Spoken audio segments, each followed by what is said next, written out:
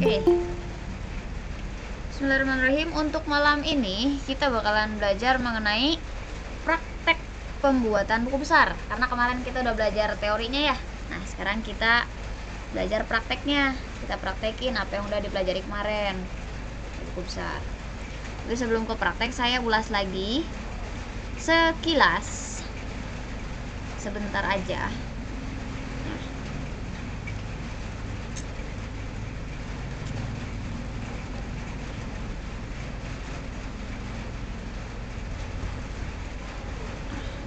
Mengenai ini nih, bentuk-bentuk buku besar kemarin. Bentuk buku besar ada 4 nih kan? Ada 4. Nah, untuk malam ini kita bakalan belajar yang mana coba menurut kalian kalau misalkan saya sandingkan dengan format ini.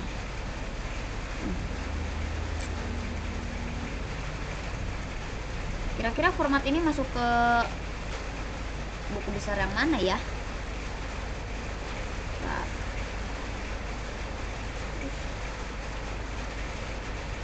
Atau saldo rangkap, Pak. Saldo rangkap. Sip, betul. Ya. Jadi saldo rangkap nih. Malam ini kita pakai saldo rangkap. Karena apa? Karena saldo rangkap lebih detail kolomnya. Oke.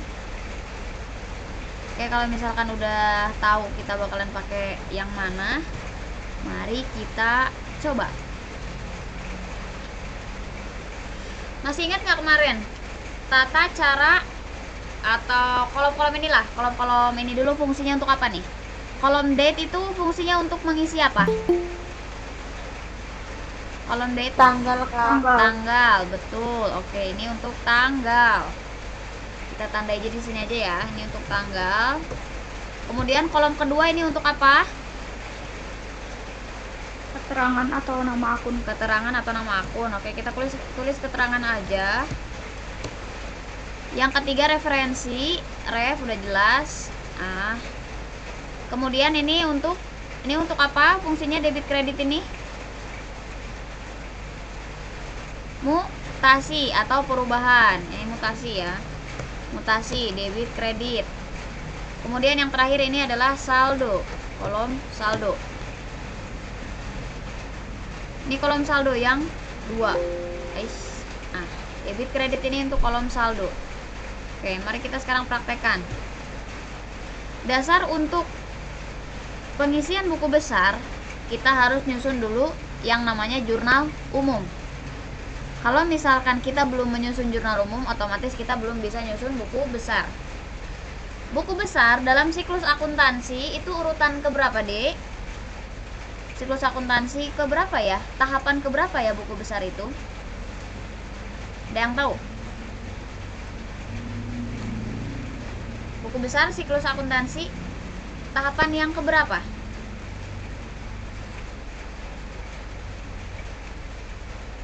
Udah lupa lagi?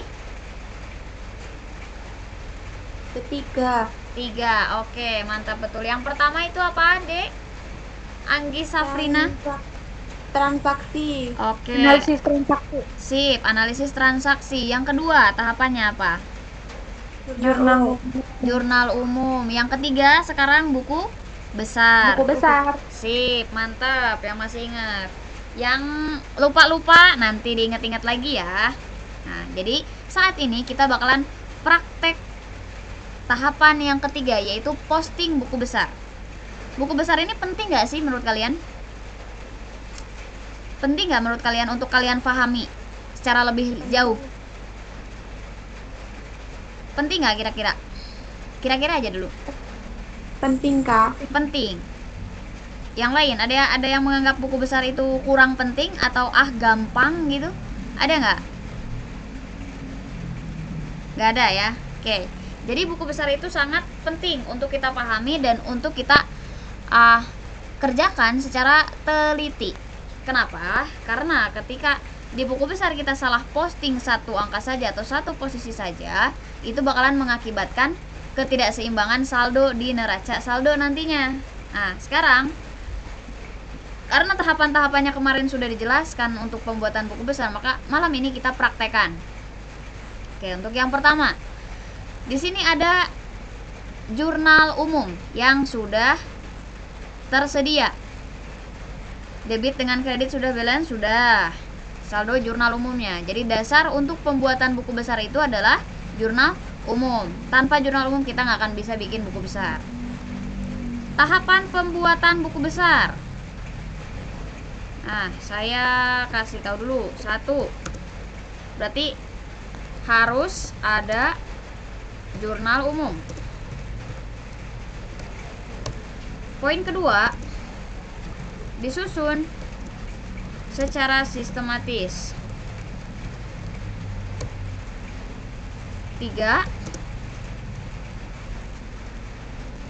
Harus berdasarkan atau diurut ya. Nih, diurutkan susunannya,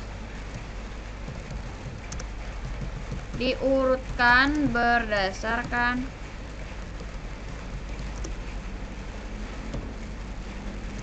akun harta pertama dulu, kemudian kewajiban, ekuitas, pendapatan, lalu modal, lalu beban. Ekuitas itu modal, beban. Nah, ini tata cara penyusunan buku besar.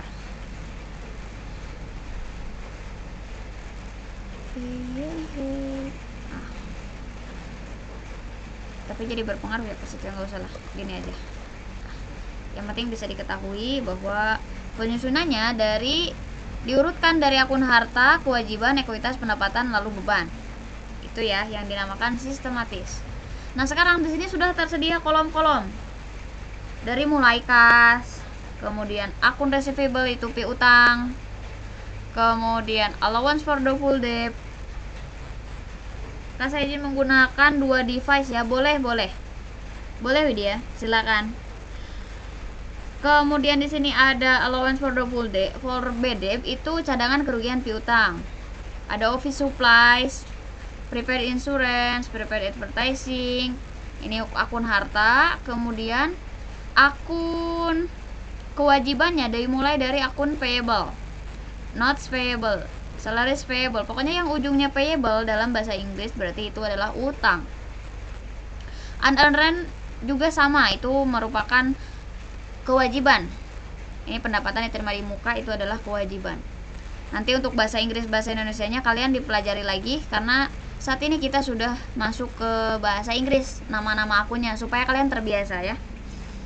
Tapi sambilan dijelasin bahwa misalkan cash itu kas, land itu tanah, kayak gitu.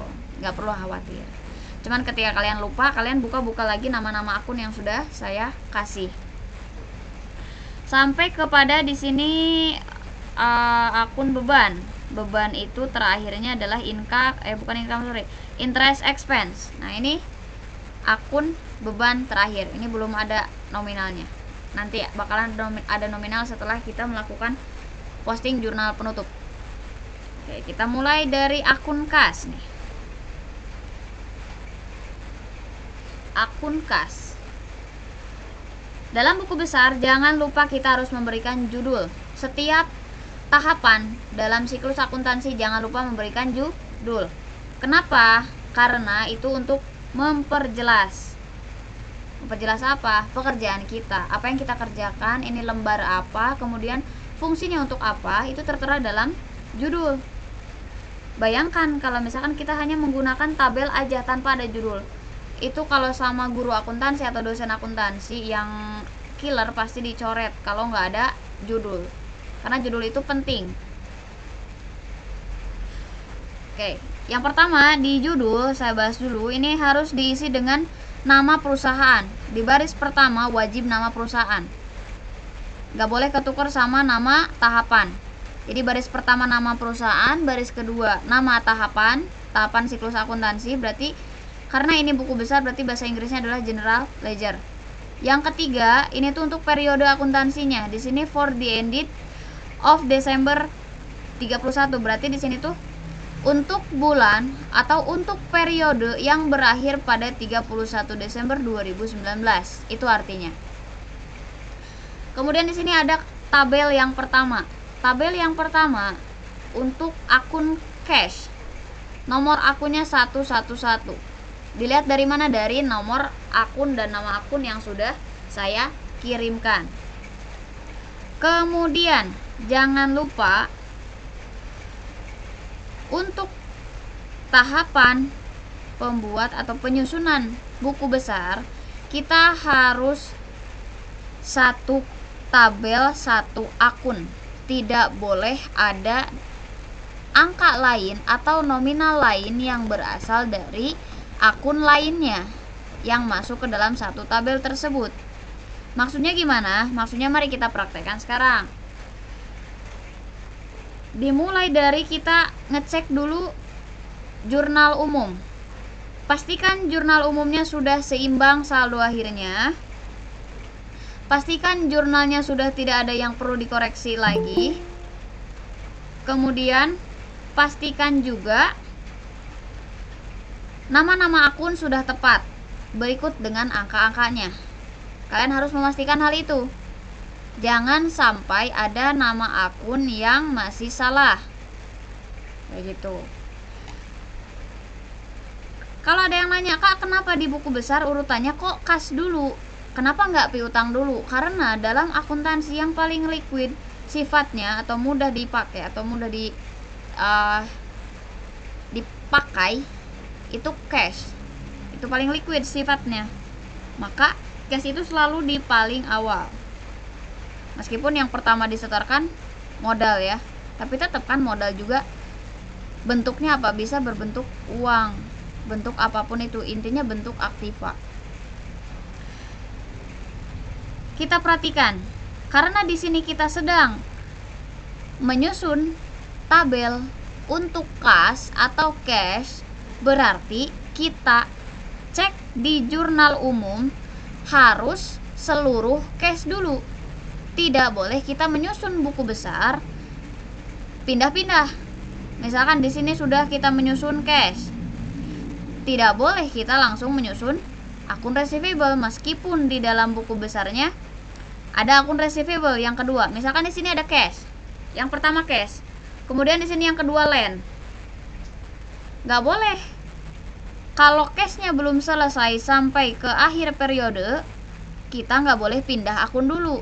Tapi harus diselesaikan satu per satu karena sifatnya kan sistematis, otomatis harus satu per satu dulu. Nah, sekarang kita praktekkan di dalam penyusunan cash ini. Berarti kan harus ada angka yang dipindahkan berikut dengan yang lainnya. Kita cek di jurnal umum.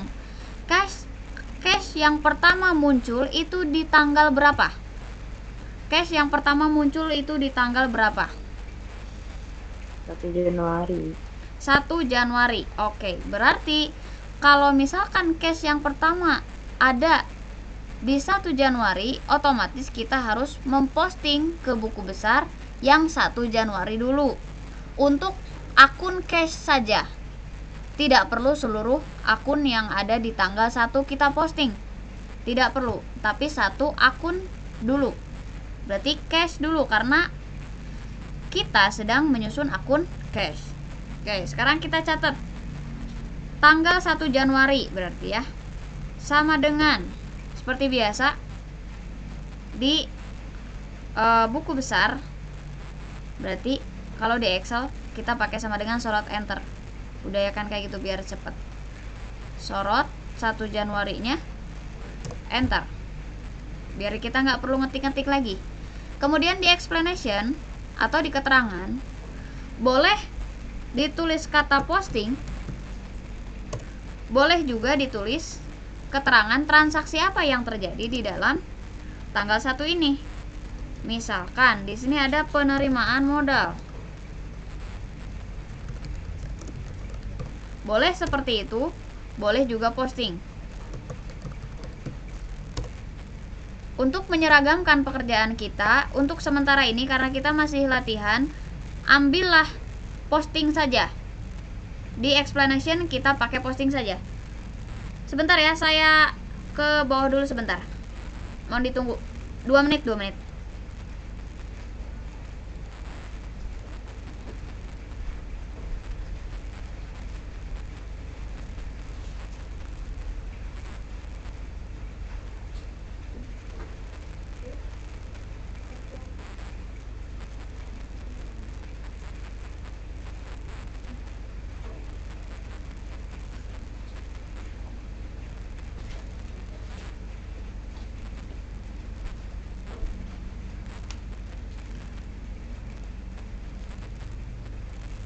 Oke, lanjut.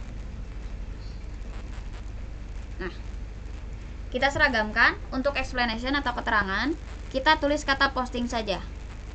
Tapi nanti kalau misalkan udah mulai latihan yang sesungguhnya, boleh kalian mencantumkan setiap transaksi itu transaksi apa yang terjadi.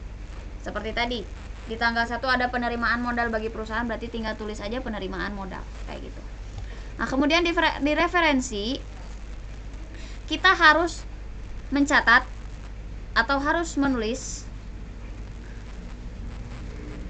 1 Januari ini angkanya kita dapatkan dari mana. Berarti dari mana? Dari jurnal umum. Kalau misalkan kita dapat cash 1 Januari ini dari jurnal umum, maka di referensi kita tulis langsung aja, disingkat ya, GJ kalau dalam bahasa Inggris. Kalau dalam bahasa Indonesia boleh JU. Kak, gimana kalau ada misalkan JU strip 1, kemudian ada JU strip 2. Nah, itu tuh maksudnya ada beberapa halaman untuk jurnal umumnya. Ya. Karena di sini ada 1 halaman, berarti otomatis nggak perlu pakai strip 1, 2, 3, 4 karena cuma 1 halaman. Nah, berarti tinggal tulis JU aja kalau bahasa Inggris, kalau bahasa Indonesia. Kalau bahasa Inggris GJ. Nah, karena kita pakai bahasa Inggris berarti referensinya pakai GJ aja. Bukan nggak jelas ya, tapi general journal. Selanjutnya, di general journal di tanggal 1, saya kemarin pernah bilang tentang saldo ya. Ketika ada saldo awal, maka simpan langsung di sini. Di sini, apabila ada saldo awal. Saldo awal dari mana? Dari neraca saldo awal. Biasanya ada data awal. Tapi karena nih sekarang posisinya tidak ada saldo awal, maka kita langsung saja mutasikan di sini. Kalau misalkan ada saldo awal, berarti di sini nggak ada GJ. Di sini juga posting boleh. Tapi untuk nominalnya langsung di saldo. Misalkan ada saldo 20 juta. Misal ya.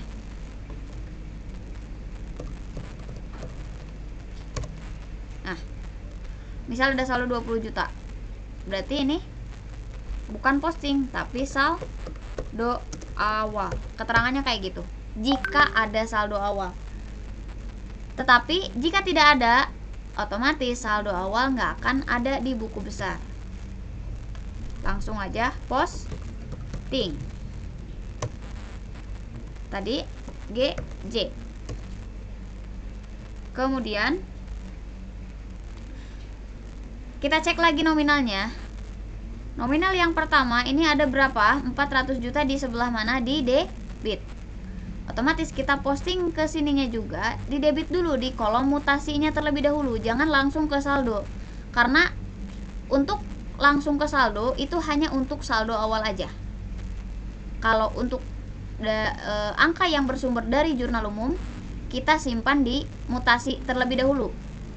Berarti 400 juta di debit sama dengan sorot 400 juta, enter. Apa fungsinya sama dengan sorot enter? Apabila kita merubah angka, misalkan di sini kita rubah, oh ternyata 350 juta. Di sini otomatis berubah. Kita nggak perlu edit 2 kali, editing 2 kali. Oke, balik lagi di sini 400 juta ya. Nah, nggak perlu edit lagi. Nah, setelah itu kita langsung pindahkan ke saldo sekarang. Karena apa? Karena saldonya kita ambil dari sini, dari mutasi. Sudah ada saldo, bukan dari saldo awal, tapi dari posting jurnal umum.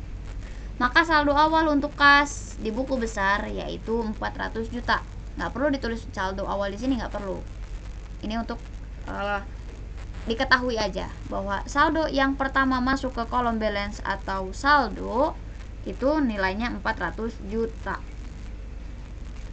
Sekarang cek lagi di jurnal umum tahapan keduanya. Ingat-ingat, ketika kita nyusun kas, berarti kita jangan dulu pindah ke akun lain. Meskipun di tanggal 1 ada akun lain, nggak boleh. Kita harus tetap teguh pada pendirian kita bahwa kita sedang menyusun buku besar akun kas. Nah, sekarang kalian cari akun kas yang kedua ada di tanggal berapa? Tanggal 1, Kak. Tanggal 1 yang kedua. Tanggal 1 yang kedua. Yang ini. Oh iya, jangan lupa. Setelah kita memposting ke buku besar, jangan lupa pakai tanda checklist di referensi jurnal. Jadi ini tuh untuk jurnal umum itu boleh pakai nama boleh pakai nomor akun, boleh juga pakai checklist kalau di jurnal umum. Nah, kalau kakak lebih senang pakai ini, checklist. Karena apa? Karena kalau pakai checklist itu untuk menandai bahwa akun kas yang pertama ini sudah diposting, jadi nggak akan ketukar sama akun-akun lainnya. Seperti itu. Ingat-ingat harus pakai tanda checklist ya. Berarti yang kedua sekarang cash di tanggal 1 Januari. Yang kedua nilainya 20 juta. Cash yang kedua di tanggal 1 Januari lagi nilainya 20 juta. Di mana? Di sebelah kredit. Jangan sampai salah posisi.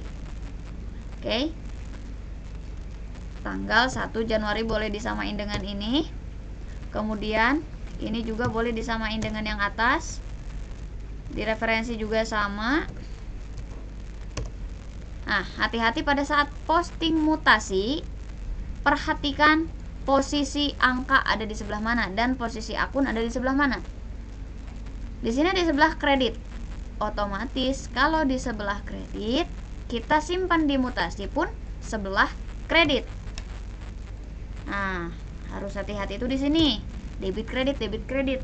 Karena ada 2 debit dan 2 kredit dan itu saling bersampingan. Kalau saling deketan kayak gini, kadang mata kita keder. Sekarang, Kak, apakah 20 juta ini disimpan di sini? Jawabannya adalah tidak. Karena apa? Karena kita sudah mempunyai saldo awal.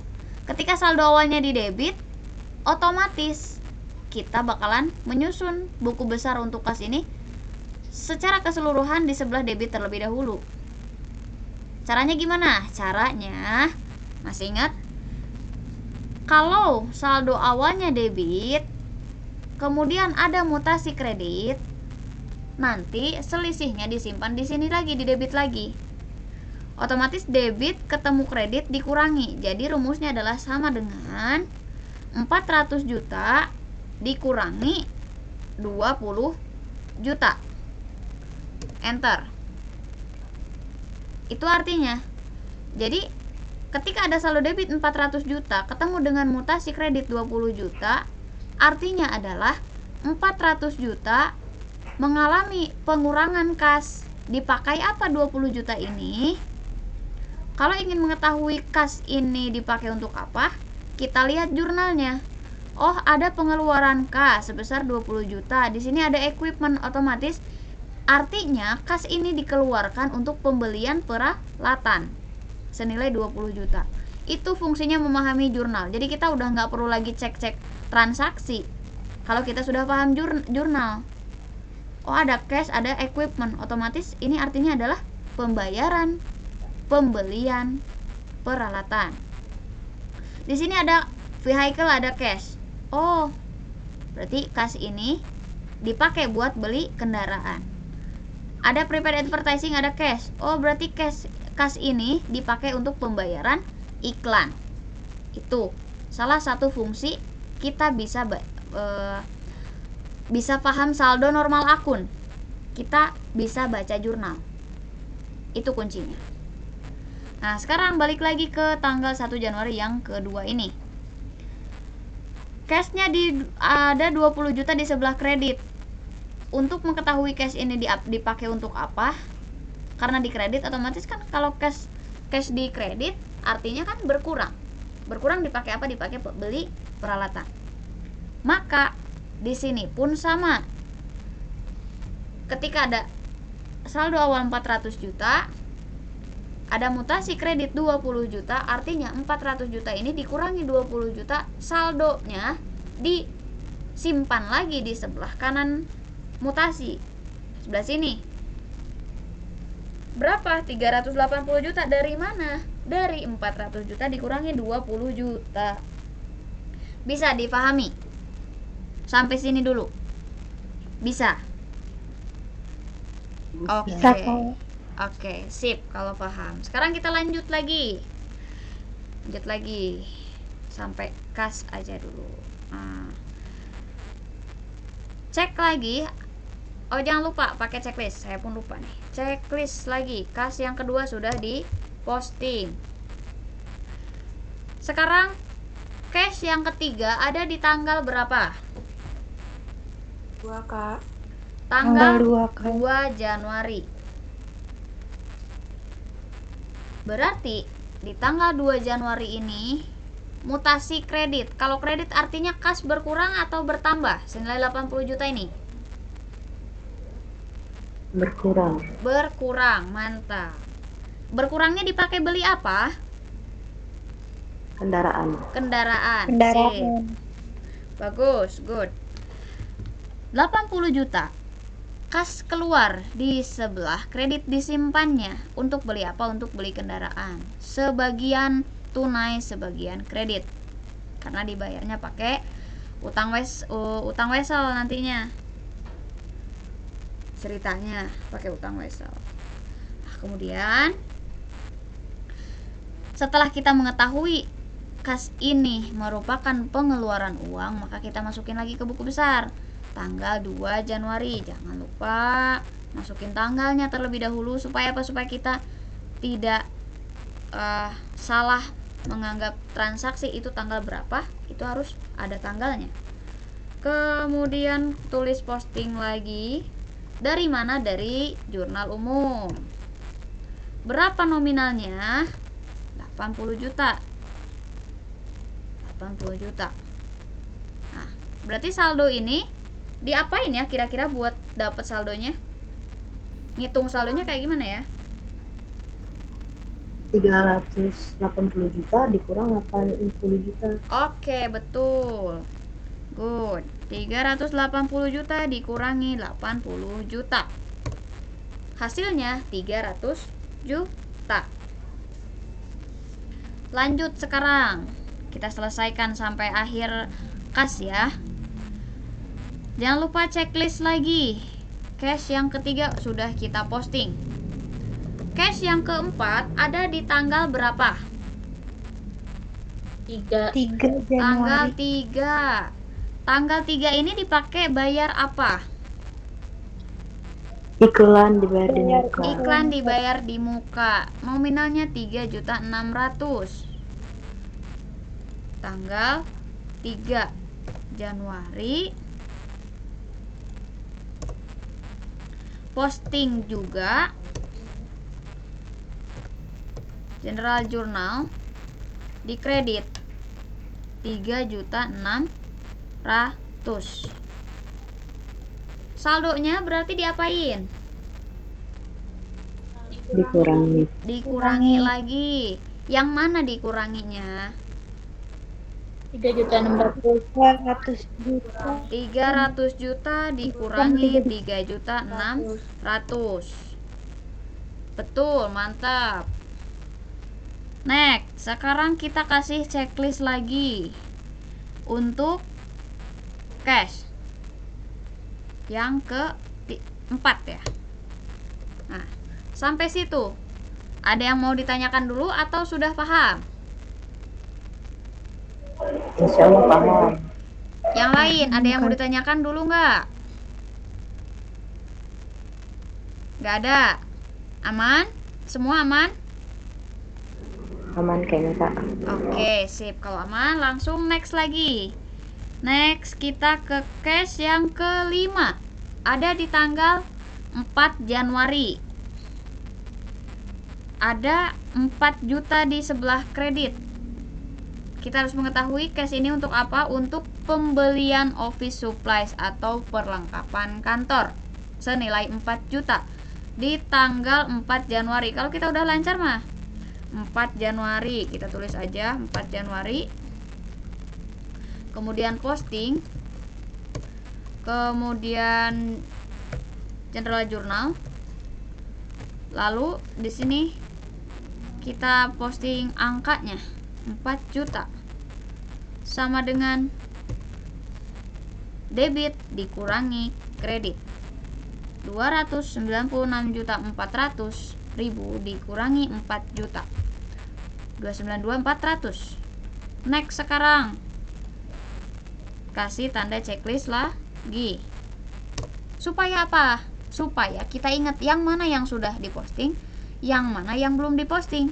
Kalau misalkan kita nggak kasih tanda yang sudah diposting yang mana, nanti pas kita posting akun yang lain bakalan kutuker-tuker angkanya, nggak akan kelihatan yang udah dan yang belumnya, kayak gitu. Karena saya pengalaman kayak gitu, jadi keder, ujung-ujungnya harus ngecek lagi dari awal. Kemudian case yang ke-6 ada di 4 Januari yang kedua. Nah, 4 Januari yang kedua 30 juta di sebelah debit.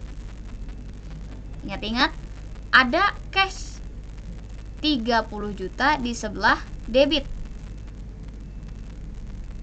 Kita harus mengetahui, meskipun kita nggak lihat transaksi, kita harus tahu cash ini kita dapat dari mana. Dari service income. Service income itu apa? Artinya pendapatan. Betul, pendapatan jasa.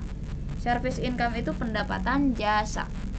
Jadi ceritanya kita mendapatkan uang 30 juta dari hasil penyerahan jasa per tanggal 4 Januari.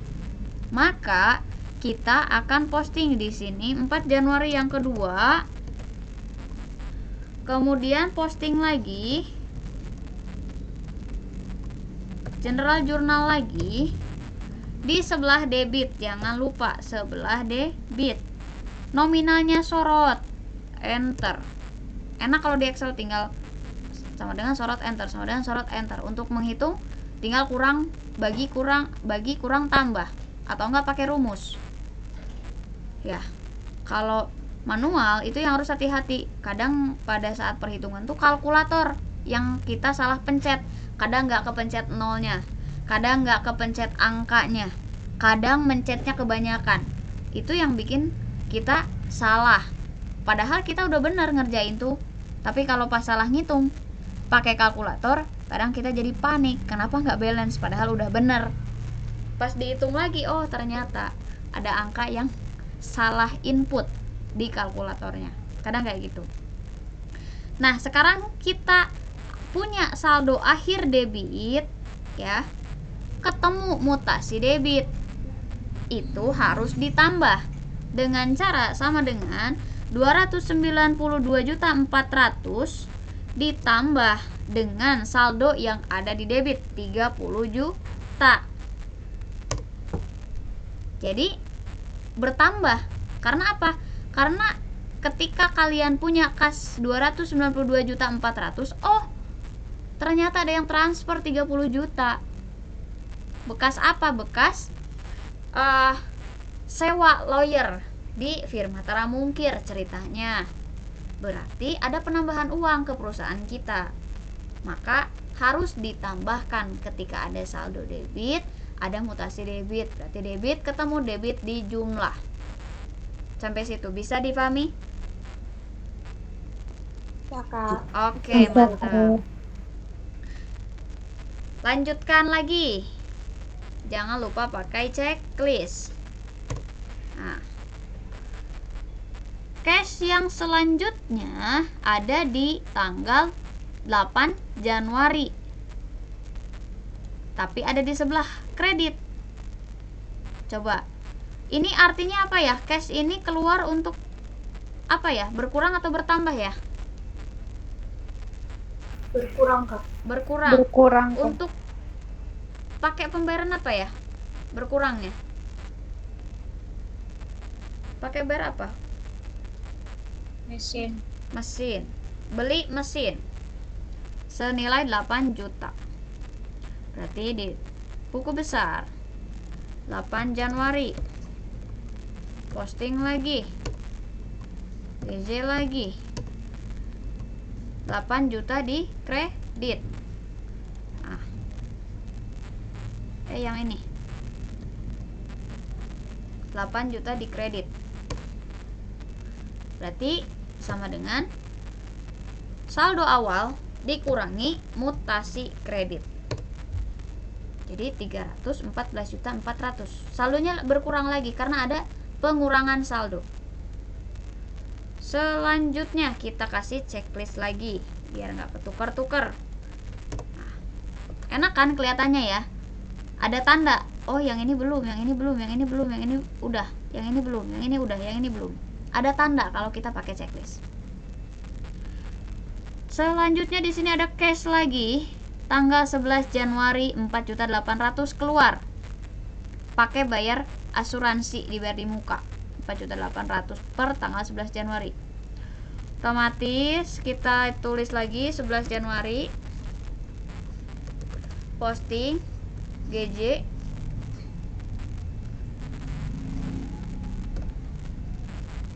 Nah, 11 Januari 4.800.000 sama dengan sorot dikurangi 4.800.000. Selanjutnya kita agak kebut karena udah pada paham ya. Dikasih tanda lagi. Maaf, Kak. Gimana? Yang tanggal 8 itu yang kewajiban jangka panjang mandiri loan itu nggak gitu. Oh ya, ini kelewat guys. Iya. Kelewat. Mantap. Sip. Kita hapus dulu yang ini karena ada tanggal yang kelewat. Bagus, Lentera. Berarti kalau misalkan ada yang kelewat dalam Excel ya, kita enak tinggal hapus aja. Tapi kalau manual bayangin, terus kita pakai pulpen, paling kita coret pakai paraf. Itu kalau pakai manual. Tapi kalau Excel enaknya kita tinggal hapus aja lalu tambahkan yang belum dipostingnya. Berarti ini tunda dulu. Ada kas masuk sebesar 120 juta dari Bank Mandiri. Berarti ini artinya kas masuk dari hasil pinjam ke Bank Mandiri senilai 120 juta. Di debit otomatis di tanggal 8 Januari posting lagi GJ lagi ada 120 juta disorot. Kemudian debit ketemu debit ditambah. Nah, seperti itu. Bisa ya. Sekarang kita ke 11 Januari yang tadi. 11 Januari posting General Journal. Kita cek saldonya. Ini jangan lupa pakai checklist lagi. Kemudian 4.800.000 di 11 Januari. Sebelah kredit 4.800.000. Berarti tinggal dikurangi 4.800.000. Seperti itu. Terus pakai tanda lagi. Nah, masih lumayan banyak. Gak apa-apa, kita lanjutkan sampai akhir kas biar sampai saldo akhir, paham. Kemudian ada kas yang selanjutnya di tanggal 15 Januari. Kas di sebelah kredit 10 juta. Berarti 15 Januari posting lagi ada di sebelah kredit. 10 juta. Seperti biasa, debit kurang kredit. Next lagi, kasih tanda. Ada di 16 Januari ada kas bertambah senilai 15 juta hasil dari penagihan piutang. Ini tuh artinya. Kalau ada kas dan piutang, kasnya di sebelah debit, di kreditnya piutang, artinya ada kas bertambah dari hasil penagihan piutang. Sebesar berapa? 15 juta. Di tanggal 16 Januari. 16 Januari. Posting General Journal bertambah senilai 15 juta. Dihitung lagi. Saya belum kasih rumus apapun ya di Excel karena kalian masih belajar. Jadi wayahna atau ibaratnya tuh harus satu persatu dulu, jangan pakai rumus di sini otomatis. Jangan, harus satu persatu aja dulu, sabar. Nanti kalau udah pada bisa saya kasih trik cepatnya biar nggak satu persatu. Kemudian di sini di tanggal 16 Januari kita pakai tanda checklist lagi. Selanjutnya di 17 Januari ada cash di kredit 1.700.000 untuk pembayaran utilitas expense. Berarti utilitas expense itu bayar air, bayar telepon, bayar listrik. Ini utilitas expense sebesar 1.700.000. Tanggal 17 Januari posting General Journal di kredit.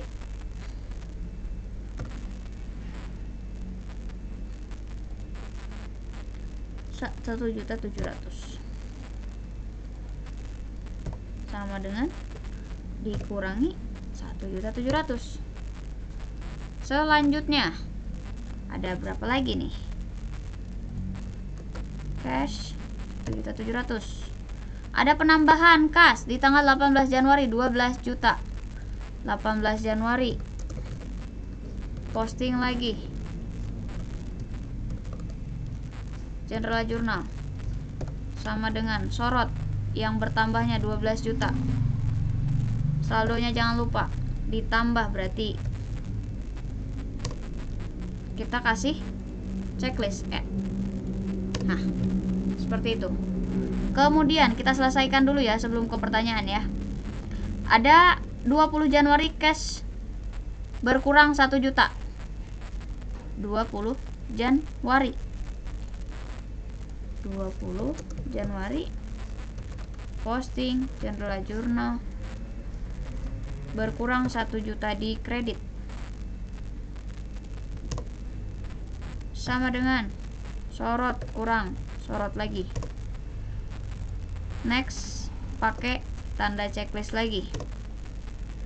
Next cash di equipment di tanggal 22 Januari. 22 Januari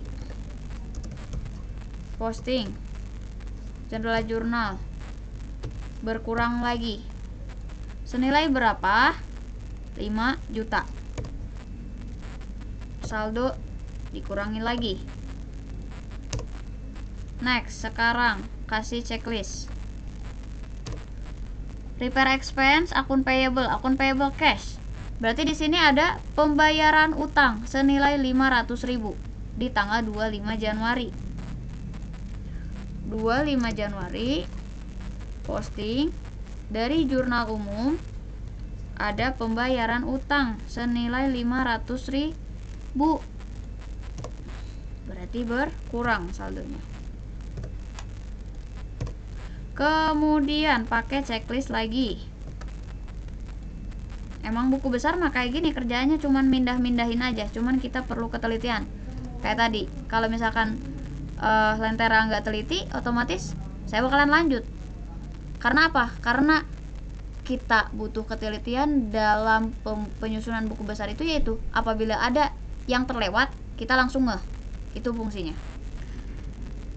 Yang cash selanjutnya ada di tanggal 26 Januari. Bertambah senilai 25 juta dari service income. Otomatis ini kita dapat uang dari hasil pendapatan jasa. 26 posting General Journal bertambah senilai 25 juta. Berarti tambah. Next, kita kasih tanda checklist. Ada 26 Januari lagi, ada cash 300.000 berkurang. Berarti 26 Januari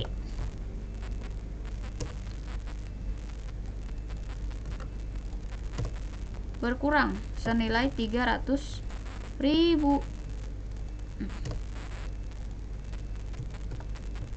Dikurangi 300.000. Next lagi kita kasih checklist. Kemudian ada cash lagi berkurang 25.000 di 27 Januari. 27 Januari berkurang senilai 25.000 atas pembayaran beban kebersihan, cleaning expense beban kebersihan. Selanjutnya kita kasih tanda checklist lagi. Equipment, cash, akun payable. Otomatis di sini ada pembelian peralatan lagi, sebagian tunai, sebagian kredit. Karena di sini ada cash dan akun payable. Otomatis di tanggal 27 Januari ada pengurangan kas lagi sebesar 4 juta rupiah. Tanggal 27 Januari ada pengurangan kas lagi sebesar 4 juta rupiah. Kita harus kurangi lagi saldonya. Harus satu persatu ngitungnya di buku besar tuh, nggak bisa di satu kalikan. Kemudian dikasih tanda checklist lagi. Tanggal 28 Januari ada kas berkurang senilai 2 juta. 28 Januari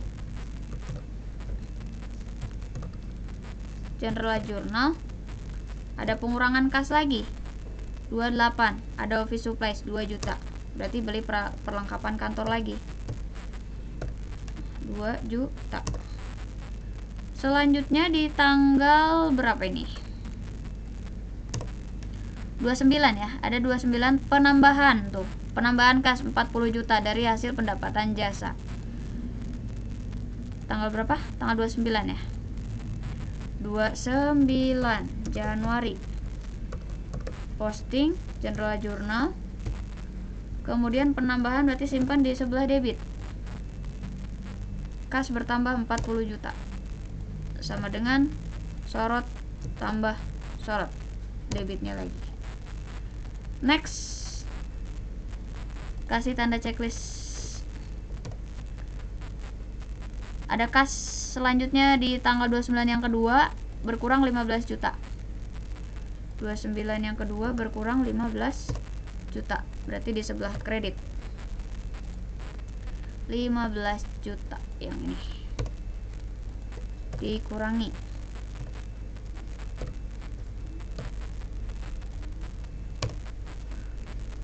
Next lagi dikasih tanda checklist.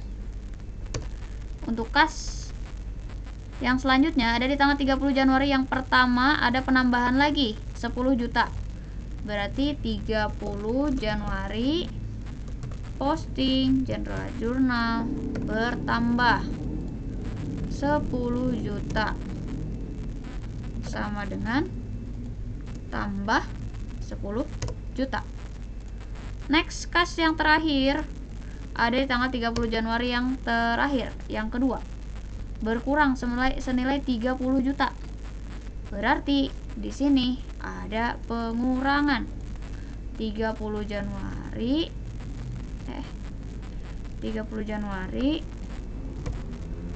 ada pengurangan sebesar 30 juta rupiah. Maka kita kurangi 492 dikurangi 30 juta. Jadi saldo akhirnya 462.75.000 rupiah. Itu saldo akhirnya. Yang terakhir ini kasnya gimanain? Kasih tanda checklist lagi. Nah, seperti itu, bisa dipahami. Untuk buku besar ini bisa dipahami? Bisa, Kak. Bisa. Oke. Bisa, Kak. Sip. Kalau bisa, nanti kalian latihan untuk mengerjakan buku besar secara keseluruhan. Siap? Karena mau tidak mau kalian akan berhadapan dengan hal-hal seperti ini di akuntansi. Karena kalian jurusan akuntansi, berarti harus legowo menerima apapun itu materinya yang berhubungan sama akuntansi. Karena itu untuk bekal kalian juga di masa yang akan datang. Jadi belajar akuntansi itu bukan untuk hari ini loh. Benefitnya nggak akan kita langsung petik hari ini, tapi kita akan petik di masa kemudian hari. Kalau untuk hanya penggugur nilai sih bisa aja, kalau untuk menggugurkan nilai. Tapi kalau untuk kita punya tujuan lain di masa yang mendatang, otomatis kita harus pupuk dari mulai saat ini, mumpung masih ada waktu, mumpung masih muda, mumpung belum punya kesibukan yang lainnya. Jadi harus diperdalam lagi ilmu akuntansinya dari mulai dasar dulu, karena kuncinya memang di dasar.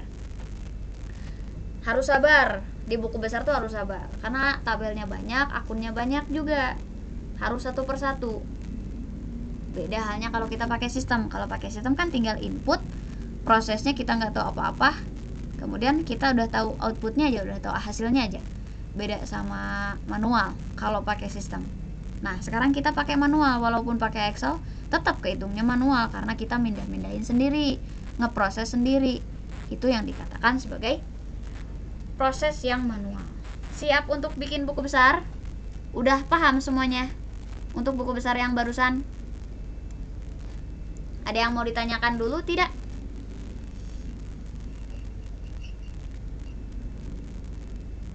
Ada yang mau ditanyakan dulu? Kak, mau nanya, Kak. Boleh. Yang tadi kan ada yang apa? Kayak yang di ujung yang tadi yang tabel tadi itu error atau gimana, Kak?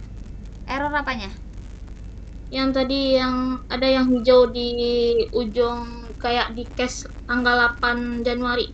Mana ini? Ya. Bukan, itu bukan error, ini mah rumus. Oh. Bukan error. Rumus aja itu.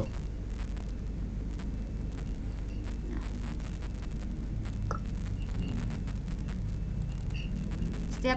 Setiap penjumlahan ada ininya. Tuh.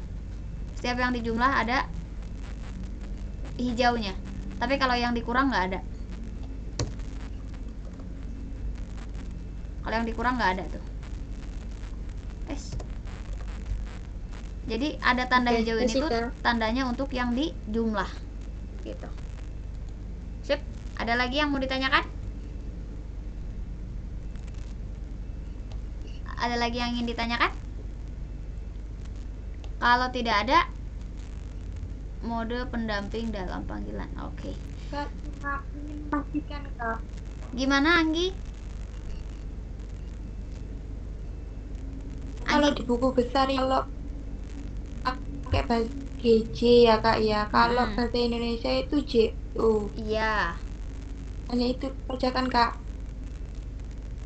Iya, kalau misalkan pakai bahasa Indonesia JU, berarti itu artinya jurnal umum.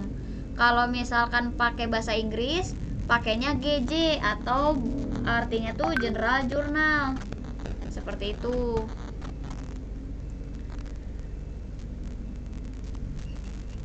Bisa dipahami? Ya, Kak, makasih. Oke. Saya bisa.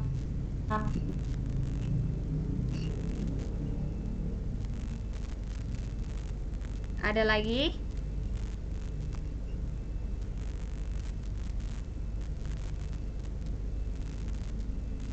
Sepertinya tidak ada, Kak. Sip, kalau tidak ada, saya kirim format latihannya. Saya harap kalian latihan, karena untuk pertemuan selanjutnya kita belajar ke materi baru, tapi sebelum ke materi baru nanti ada pembahasan lagi buku besar. Jadi kalian maksimalkan latihannya di rumah. Boleh dikerjakan, boleh enggak. Tapi untuk yang ingin mengerjakan, saya kasih format Excelnya berikut. Udah sih, format Excel aja, dan nanti ada rekodnya. Ada hasil rekod pertemuan malam ini. Gitu aja paling. Kalau tidak ada lagi yang mau ditanyakan, berarti untuk kelas malam ini dicukupkan sekian. Terima kasih atas kehadirannya, terima kasih atas antusiasnya. Mudah-mudahan bisa diaplikasikan. Kalau belum bisa mengambil benefit hari ini, mudah-mudahan hari esok bisa kalian petik hasilnya, apa yang kalian pelajari hari ini. Kayak gitu ya. Oke. Akhir kata, wassalamualaikum warahmatullahi wabarakatuh. Selamat malam semuanya, selamat istirahat, dijaga terus kesehatannya ya. Saya pamit. Dadah, sampai jumpa di pertemuan selanjutnya di minggu depan. Bye. Oke. Makasih Kak. Siap, sama-sama. Kak. Ya.